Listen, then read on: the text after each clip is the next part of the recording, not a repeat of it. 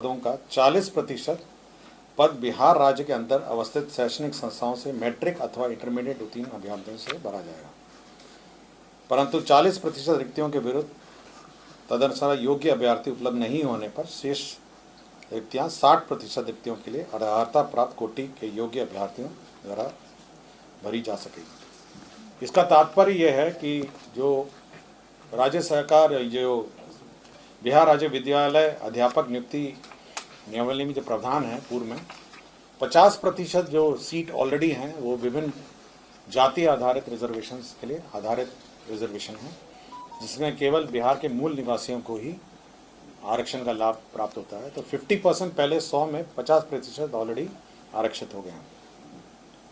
10% जो आरक्षण है वह आपका इकोनॉमिकली वीकर सेक्शन है, वो भी बिहार के मूल निवासियों के लिए है, अर्थात 60% ऑलरेडी आपका 100 में 60% ऑलरेडी आपके बिहार के निवासियों के लिए आरक्षित है।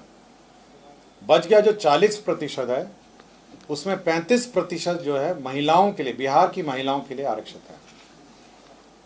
तो 60 पहले हो गया, उसके बाद 35 जो 40 का जो 35% है वह भी ऑलरेडी बिहार के मूल निवासियों के लिए आरक्षित है।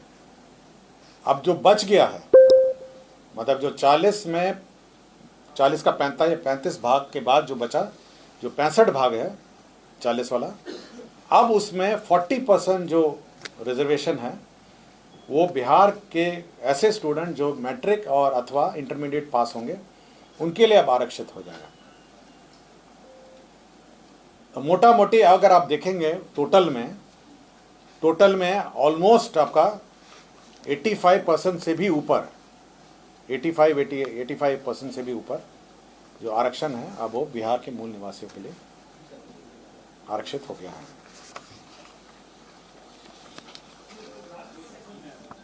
कौन सा? हाँ, कैलकुलेशन आपको समझ में आ गया? देखिए आपका 50% ऑलरेडी आरक्षित हो गया, वो तो मूल निवासी का हो गया। 10% आपका इकोनॉमिकली वीकर सेक्शन के लिए हो गया है। क्लियर हो गया आपको? अब बच गया आपका 40% जो अनारक्षित था पहले, पिछले कैबिनेट में 35% उसका भी आरक्षण में आ गया, महिला आरक्षण मूल निवासी। तो 40 का 35 कितना हुआ? 40 जो अनारक्षित था उसमें 35% ऑलरेडी मूल निवासी का हो गया। अब बच गया 65। अब उस 65 का 40% ऑलरेडी आप इस प्रावधान के अनुसार अगर वो मैट्रिक और इंटरमीडिएट पास होंगे तभी वो एलिजिबल होंगे। अब बहुत ही छोटी सी संख्या है जो अब पूरे सूची में अब अनारक्षित रहेगी। बिहार बोर्ड रहेगा, ये कोई भी बोर्ड होगा, बिहार के कोई भी बोर्ड, आईसीएसई हो सकता है, सीबीएसई हो सकता है, बिहार की शैक्षणिक संस्थाओं में जिन्होंने पास किया हो उन्हीं के लिए। और ये 40% बिल्कुल वर्टिकल है सभी कैटेगरी में, मतलब अगर आरक्षित भी होगा, एससी एसटी भी होगा, उसका भी 40% और 60% हो गया कि 40% वो होंगे जो यहीं से पास होंगे। हो सकता है कि मूल निवासी हैं लेकिन कहीं अन्य बाहर के बोर्ड से पास होंगे, तो वो 40-60 पूरे अक्रॉस बोर्ड है।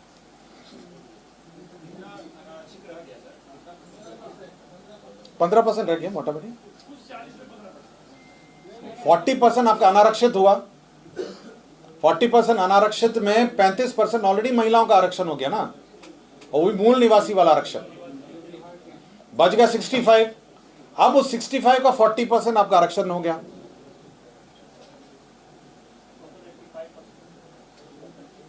क्लियर हो गया आपको?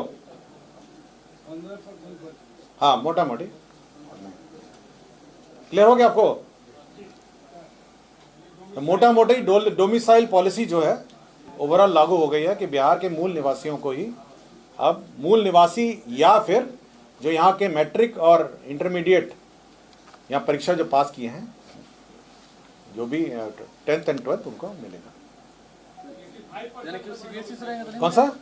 बिहार के रहने वाले आप मल्टीप्लाई कर लीजिए ना। आपको अगर आप अनारक्षित आपका 40 था, 40 में 35 हो गया आपका आरक्षण, महिला आरक्षण 40 महिला आरक्षण हो गया, 40% में 35% हो गया महिला का आरक्षण, उसमें पुरुष का रह गया 65।